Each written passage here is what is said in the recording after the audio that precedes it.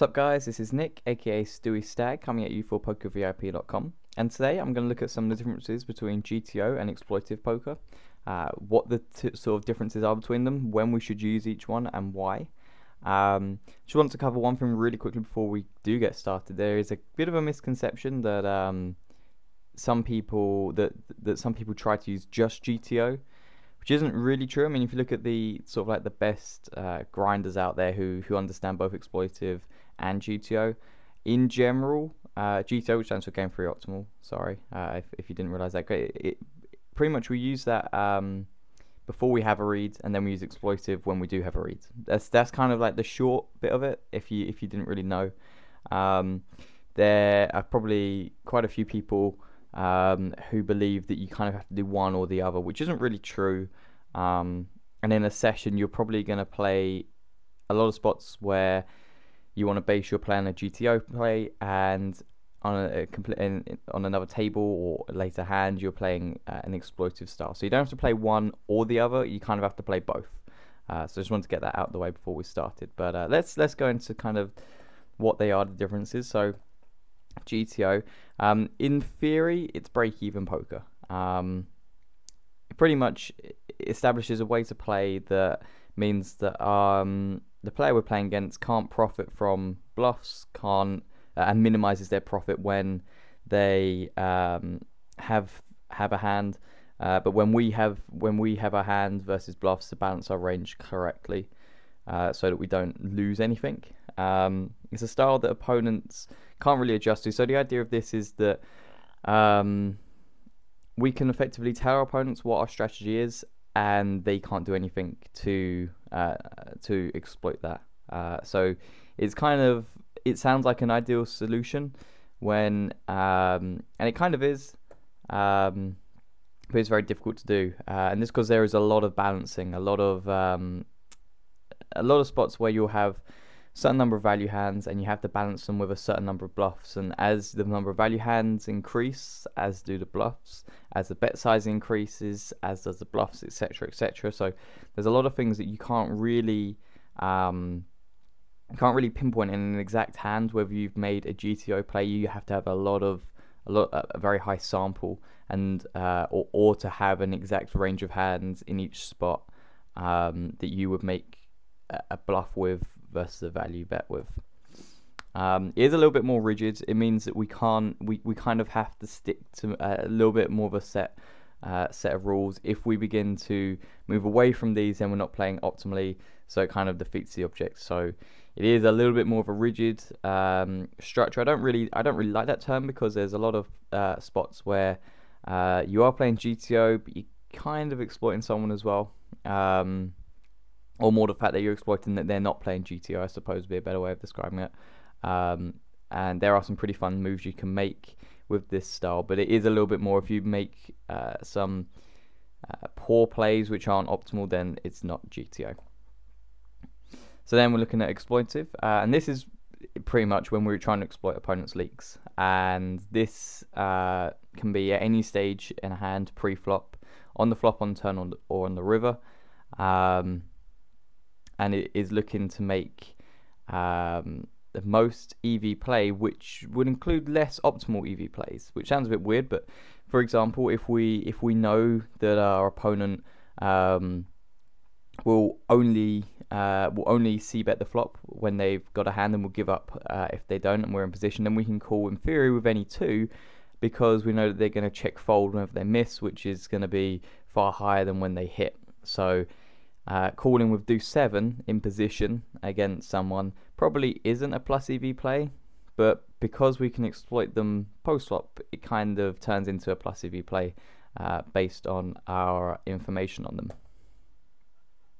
It is, of course, exploitable itself. Therefore, we're going to make plays which, if our opponents pick up on them and play GTO back at us, we're then being exploited. It's kind of that fine line between you play GTO to exploit someone who's being exploitative. Kind of, it doesn't really quite work like that, but it's, if someone is playing quote unquote perfect poker and you're trying to exploit them, you're kind of wasting your time, and you're not going to come out a winner, and they may well do. And of course, exploitative can include metagame, which will be things like leveling, things like knowing that somebody is playing stakes they're uncomfortable at, playing a certain very aggressive against a certain type of player who kind of is getting sick of you, and that's when we can begin to exploit people. So yeah. So when do we want to use the two? We want to use GTO when playing against an unknown opponent. This is kind of like a standard kind of spot.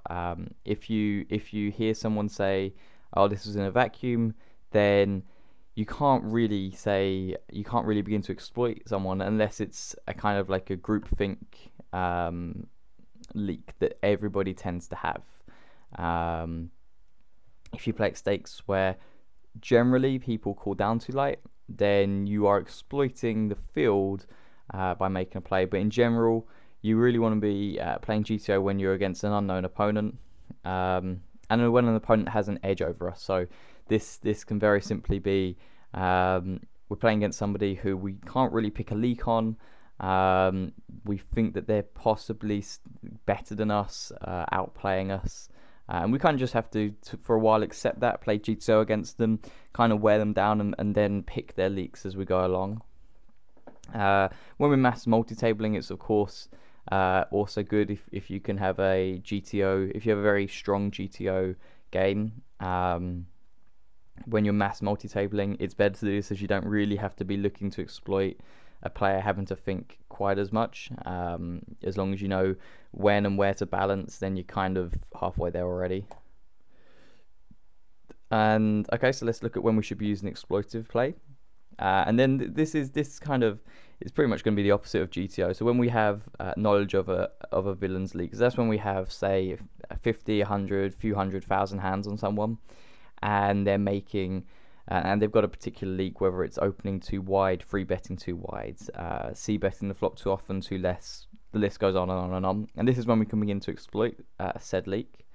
And it's important to have enough stats to back this up. We can't just see an opponent make a play, a kind of like a really weird play, and then assume that that's a leak because we don't know the history between him and another player, or exactly what's going on in that session, what he's been doing.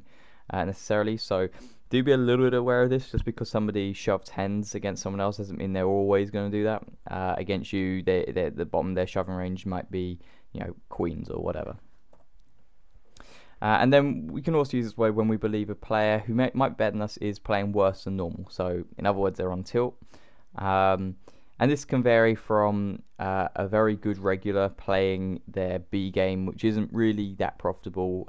They're making some, I wouldn't necessarily fundamental mistakes, but mistakes we can take advantage of, to a poor reg who isn't making much anyway, who begins spewing off everywhere, or somebody just on complete tilt and they're spewing and they're shoving, pocket sixes pre-flop without any information on players.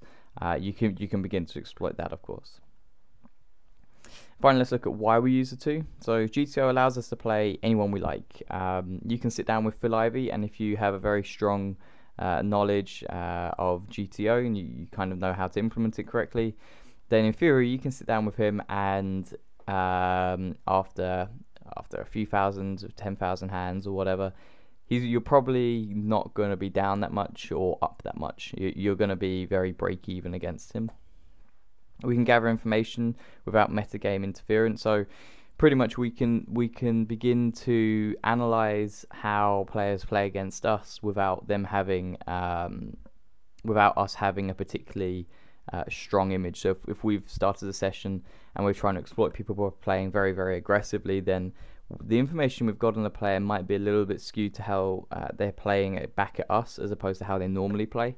And although they may continue to play like us in future sessions, you can't guarantee that people are making notes on you all of the time. So it is better to gather information on a player this way. The good old rate back grinders. So if you're comfortable playing GTO, then there's no reason why you don't just open up 10 tables a day, grind it out, make very little money playing, but through really good rate back schemes, which you can get through sites, through us here at pokervip.com, of course. You can make a living effectively off of rate back. It'll also be it will also be the same in all stakes. It will and it won't. GTO in theory is, but playing a GTO strategy at 5-L may not. It's not as easy to implement purely because people are playing very strangely. They're not playing properly at sort of like 2-L, 5-L compared to 200-L, where in theory it's just a little bit easier to sort of like hit that break even kind of mark. But yeah, in essence, it is the same whether you're playing 2-L or 5-10 or 100-200. It's the same. It's the same all over. So it can allow you to, when you move up stakes, to be comfortable earlier than if you're playing exploitive. Why do we want to use exploitive play? Well, we can use our edge over weaker opponents. We generally use exploitive poker against fish, and fish, of course, are the ones who we make money off of. It's quote unquote more fun. Making a play it's kind of that sort of thing. To read someone's soul, to play back at them, to scare them, to make them leave the table, to make them tilt. That's kind of a fun thing for poker players to do. It's to get in the mind, use the meta game. GTO doesn't really allow us to do that as much, as we're kind of just making sure that we're nullifying their bluffs, whilst maximizing our sort of like, it's not even maximizing our value, but it's just in general a little bit more fun to play exploitive poker. And it's important to also remember that fish will generally have very easily exploitable leaks. There'll be quite a few players who will be calling down very light, and we can really exploit that, whereas with a GTO strategy we're not going to be exploiting that as much as we would be, and therefore we're leaving money on the table, which would preferably like to have. I've put can tilt regs in exploitive poker. It can also do it in GTO, of course, by frustrating them, but if you're playing an exploitive style and maybe you suck out on them, and even though, or you suck out on them and it was going to be profitable because you made a slightly negative EV play but knew that he was going to pay you off in a certain spot, then it's kind of, your opponent's going to see it as a negative EV play by us, and they might tilt because of that, whereas we maybe don't see it as a negative EV play. So yeah, that's kind of what I have to say on GTO versus exploitive. I hope that even though I did sort of like create a divide between the two, that you could see where you would move from GTO to exploitive. If you're playing against a fish, then playing GTO is kind of like your break even against a fish. That's not really, that kind of defeats the object of playing poker. Whereas if you're playing against, Tom Dwan, any of the top pros, then if you're break even against them, then you're gonna be a little bit happier, I suppose. So yeah, post any questions below. I will try to answer them, as well as some of the other coaches and members at Poker VIP. I hope you enjoyed this video. I hope you understand a little bit more about the differences between GTO and exploitive poker. And yeah, thanks for watching.